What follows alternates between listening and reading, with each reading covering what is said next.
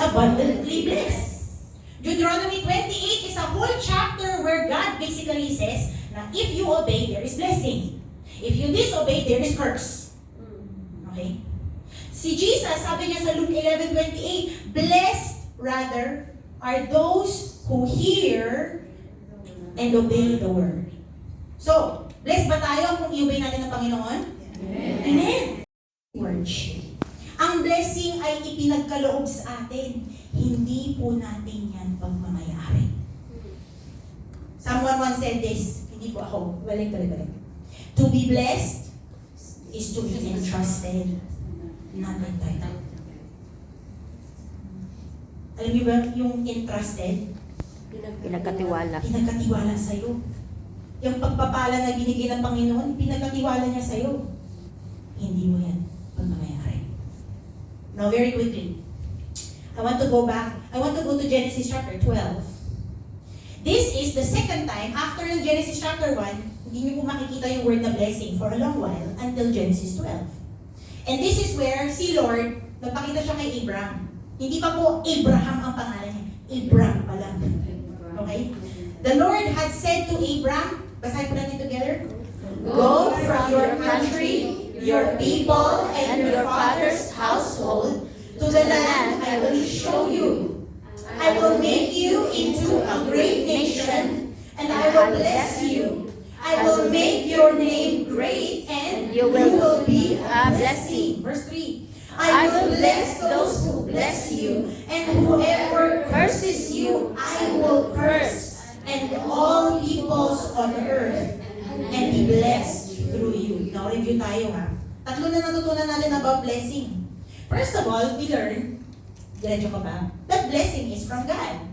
If you go to Genesis chapter 12, sabi ng Panginoon, I will show you. I will make you. I will bless you. Sino may gawa?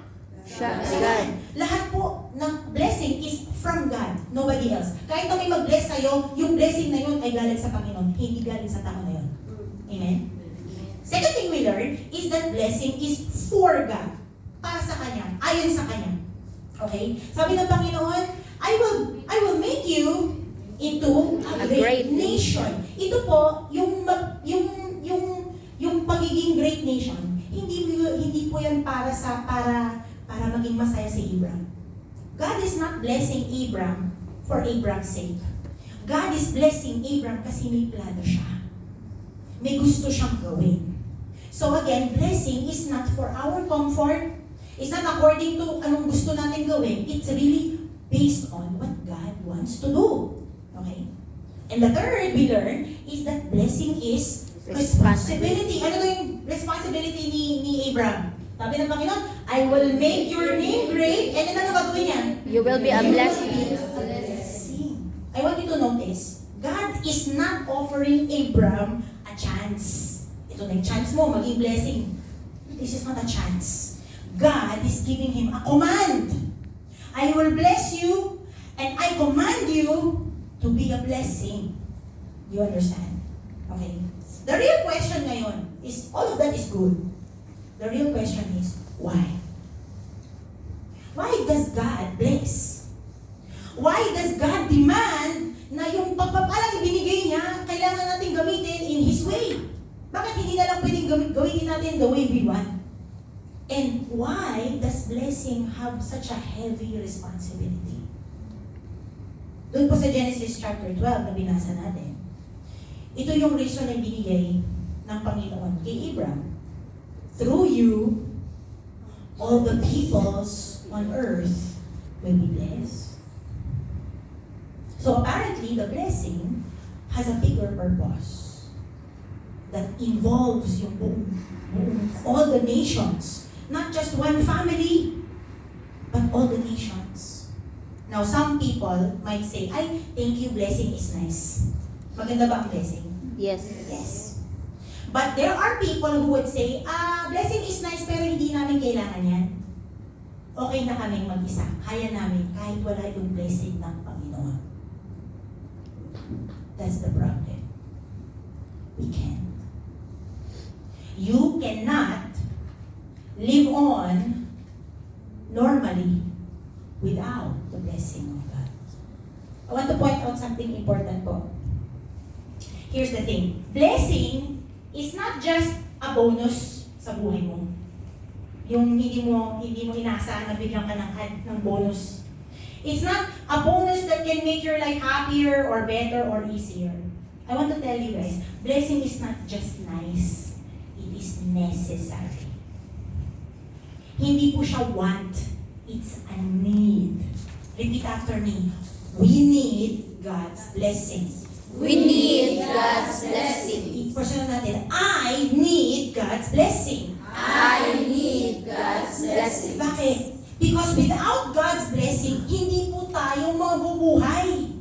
You understand? Amen. Earlier, di ba sabi ko, blessing is from God, right? Yes. Pero guys, that's just the tip of the iceberg. The truth is, the true blessing is God Himself. The true blessing. What does it mean to be blessed? Blessed means to be in a right relationship with God. Can you go forward? Blessing is not just from God. Blessing is being in right relationship with God. That is the blessing na binigay ng Panginoon kay Adan at kay Eve. Not just the favor, okay, na binigay niya, okay. Not just yung work, He gave them fellowship. God did not just bless them as a reward for the work. God blessed them by having a relationship with them. What is blessing? It is God Himself. It is having God. That is true blessing. Alam niyo po ba, I'm sure some of you, since you are working abroad, you know that life is hard. Yes. You would not be here if life was easy sa Pilipinas, di ba? True. But guys, how do you know na you could have everything you want? Pwedeng mangyari na makuha mo na lahat ng gusto mo, but if you are not in a right relationship with God, you are not blessed. Amen. Yung anak mo na gusto mo, how many of you want the best for your children? Amen. Guys, I wanna tell you something.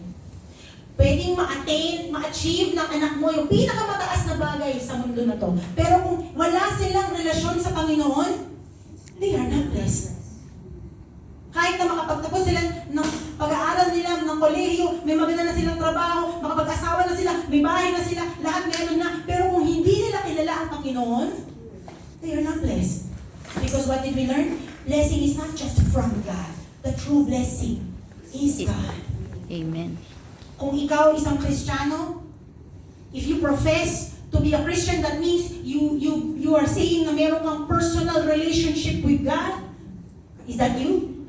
Is that you? Do you have a personal relationship with God? Amen. Well, I give you a warning na kung ikaw ay isang Kristiyano at ikaw ay namumuhay sa kasalanan, do you think may blessing ka? No. Why? Because sin cuts us off. Kita niyo yung picture ko. Ayan, yun yung close relationship natin. Ano mangyayari pag may sin? Oh, wow. Broke. Kita niya? God wants us to be in this sense of blessing. But, show mo if you are living in sin, you are cut off from the source of blessing, which is the relationship with God. And if you are cut off from God's blessing, kapatid, you are not dying, you are dead. Hindi po tayo pwedeng mabuhay nang wala ang blessing ng Panginoon. Amen. Repeat again. I need God's blessing. I need God's blessing.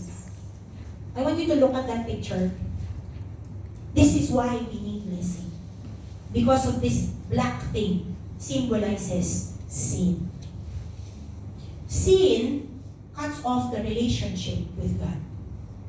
Even if you're a Christian, you have a personal relationship with God, guess what? Kung magkasala ka, kung mag-continue ka sa kasalanan, the closest is not there. Itinakwil ba tayo ng Panginoon? No. No. Tayo yung lumalayo, di ba? True. Yan. But here's where blessing comes in. Alam niyo po ba, the purpose of blessing after the fall, after na nahulog ang sanlibutan sa kasalanan, God's blessing is now the means, can you go forward?